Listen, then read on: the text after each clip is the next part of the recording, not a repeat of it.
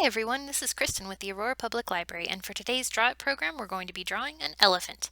So let's get started. When we draw this, I'm going to have you do a sketch first. That's the blue part. This part's going to get erased, so don't draw it too darkly, okay? First off, I want you to draw a lima bean. Just make an oblong circly shape with a dent at the top. Then I want you to draw two lines going down from it at the same angle, and then connect them together at the bottom with a straight line.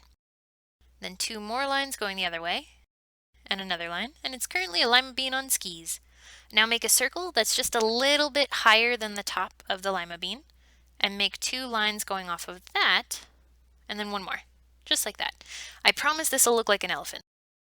Alright, our sketch is done. Now we can go and outline it. If you want, you can do this in marker, and then it's easier to erase just the pencil. Okay, so let's trace over the back, and then follow that line down to the foot. We're going to make the foot completely flat at the ground, but have sort of a stumpy edge to it because elephants have really big feet. And then we're going to do the same thing over here. And then behind, we'll do the back feet.